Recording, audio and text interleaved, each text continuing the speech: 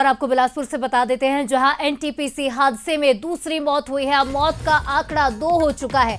घायल मजदूर प्रताप सिंह ने इलाज के दौरान दम तोड़ दिया। अपोलो अस्पताल में इलाज चल रहा था। सभी घायल मजदूरों का हादसे में मरने वालों की संख्या अब 2 हो चुकी है। अब भी 3 मजदूरों का इलाज जारी है। तो आपको याद दिला दें, सीपत थाना प्रभारी गोपाल सतपथी ने जानकारी देते हुए बताया था कि बुधवार को एनटीपीसी प्लांट में प्लेट टूटने की वजह से भारी भरकम कूपर इन मजदूरों पर गिर गया और हादसा हो गया, जिसमें 5 लोग गंभीर रूप से घायल हुए थे। एक की मौके पर ही मौत हो गई थी और दूसरे की आज इलाज के दौरान मौत हो गई। बिलासपुर इन्हें रेफर किया गया था।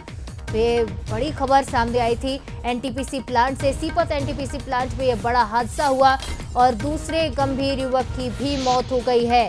आपको बता दें कि अब 3 मजदूर घायल है, जिनका इलाज जारी है। इसे लेकर जमकर विरोध प्रदर्शन भी देखने को मिला था और एनटीपीसी के गेट के सामने तमाम परिजन इकट्ठा हुए और जमकर विरोध किया। मजदूरों के जो परिवार वाले थे यहां पहुंचे और कार्रवाई की मांग कर रहे हैं, शिकायत कर रहे हैं, क्योंकि इससे पहले भी इस तरह के हादसे सामने आते रहे।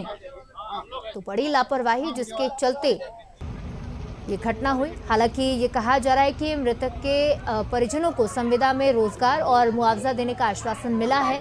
मुआवजा भी मिलेगा, नौकरी भी मिलेगी और बताया जा रहा है कि इलाज का भी खर्चा एनटीपीसी प्लांट उठाएगा। लेकिन इसके बावजूद भी अब न्याय की मांग हो रही, क्योंकि जिम्मेदारों पर कार्रवाई अब तक नहीं हुई है।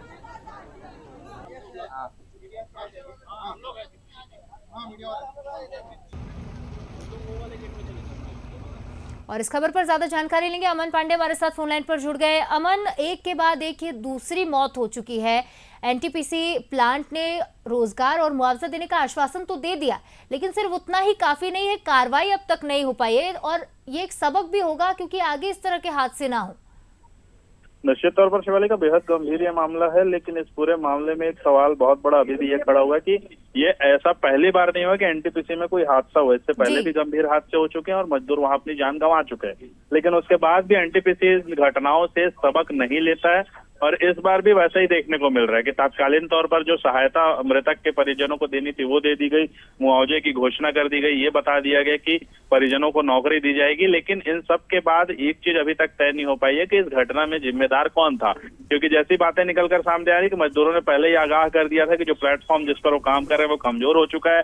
उसके बाद भी उन्हें काम करने के लिए मजबूर किया गया। तो कहीं ना कहीं एनटीपीसी प्रबंधन की बड़ी लापरवाही साफ तौर पर देखने को मिली थी और ऐसा अब आगे कभी ना हो, इसके लिए कुछ कठोर कार्रवाई प्रशासन को करनी होगी, ताकि एनटीपीसी उससे सबक ले और भविष्य में इस तरह की लापरवाही ना हो और जो मजदूर है वो अपनी जान ना गंवाए। क्योंकि पहले भी ऐसे हादसे हो चुके हैं और उसमें जो मजदूर है वो अपनी जान गंवा चुके हैं, लेकिन एनटीपीसी प्रबंधन है कि बार बार लापरवाही करता जाता है और इस घटना ने भी 2 मजदूरों की जान ले ली है। जी, निश्चित तौर पर एनटीपीसी प्लांट की लापरवाही का खामियाजा जो है यहाँ काम करने वाले मजदूरों को भुगतना पड़ रहा है, उनके परिवारों को भुगतना पड़ रहा है। लेकिन देखने वाली बात ये जरूर होगी कि क्या एक्शन इस पर लिया जाता है, क्योंकि ये पहला मामला नहीं है। फिलहाल तमाम अपडेट के लिए अमन आपका बहुत शुक्रिया।